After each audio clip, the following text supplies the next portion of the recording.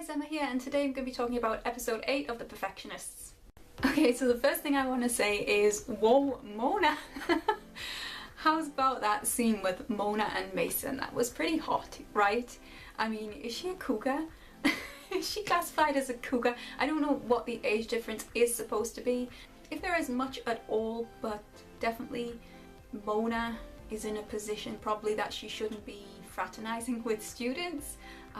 But who would say no to Mason, because he is pretty amazing. He's showed himself to be really intelligent, really thoughtful and tender towards Mona. He seems to be a really nice guy, at least that's the impression that he's giving Mona. I certainly think that there is room to suspect he might be not all that he seems, and he might be using Mona as a target to achieve his aims. Likewise with Jeremy, he seems to be a solid guy. He's been going out with Caitlin for a year and he seems like he has some great prospects, and he's obviously very super intelligent, but at the same time they are leaving it open for us to suspect that he is up to something more. I don't think that destroying the laptop as he did is a move of someone who was in control, who was the head player of this game. I just think that that is the move of someone who is more frightened. I just don't think that he would be so sloppy as to allow Caitlin to follow him, and B, that he'd be so rash as to destroy the computer as quickly as that.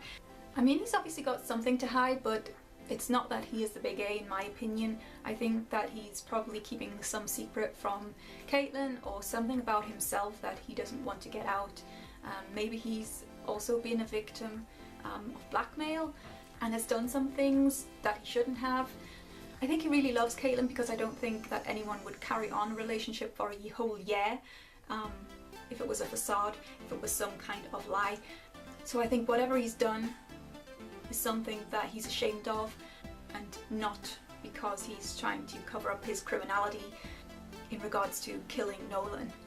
So I liked in this episode that we saw Mona question Taylor, and she made it clear that she didn't trust Taylor 100%, which I don't either, because I think Taylor is in a prime position to have killed her brother herself. All this stuff about Taylor loved her brother so much, blah blah blah, but really I haven't seen that portrayed much on screen. So that to me is a little bit weird. I also think she seems very driven. There's something weird about her relationship with her mother. It's like almost that they are the two queens in game of chess. The only other thing in this episode that got me thinking was Jalali, because that's what she seemed to be called in this episode more than Ava. Ava's flashbacks of Nolan, and the fact that she keeps pining over Nolan and their relationship. It's really weird, because the Nolan that we saw Ava with seems like a different guy to the one we saw originally in the opening episodes, or opening episode of this series.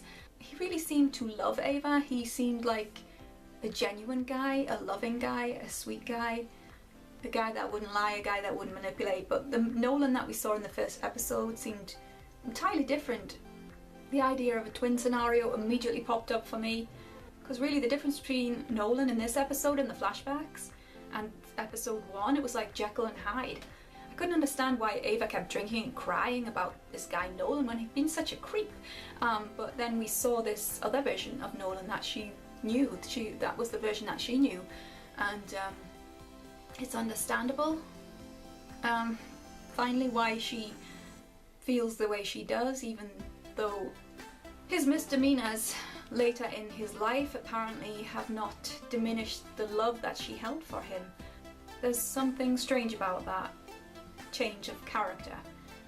It was a fairly dramatic change.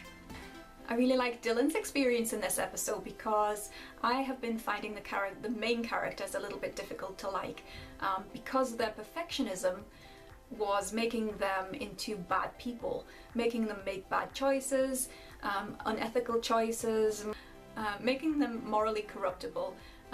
And I didn't like that Dylan had cheated on Andrew, and then he cheated on the music exam, and this time he went to see his professor, and instead of just saying, well, sorry, there's been a mistake, that wasn't my piece that was entered, he went along with it because of the prospect of gaining notoriety and fame, and the idea of accolades for his music career swayed him to make that decision to lie again. And I thought it was pretty selfish and pretty ugly. But later on we see him talking to Ava, and he says, look, I don't know if he was saying, look, this is the final straw, this is the last lie that I can tell, but it felt like that. It felt like he'd finally come to a realization that this was not okay, and that he was willing to leave the school and be expelled because he realized how wrong he'd been. And that to me was a moment when I could actually say, well, yeah, you've done something wrong, but everybody deserves a second chance, and the recognition that you've done something wrong is something that's likeable. So I think we found out the reason that Dana was such a hard ass in this episode, and I think her motivations are kind of justifiable. I don't think that she is A. I think that she is just misguided and taking this case personally when she shouldn't, and she's making some bad choices, just like the perfectionists are. I think she's following a lead rather than looking at the true evidence. She's trying to find the easy way to blame somebody. I think in this episode the most suspicious person was Taylor. If Mona doesn't trust Taylor, then I don't think any of us should. So that's it, really, just a short video to give you my thoughts on this episode. Thanks for watching. You can subscribe to my channel if you like, and also leave a comment below to tell me what you thought of the episode. You can follow me on Twitter at TheVlogLady as well, and see you next time. Bye!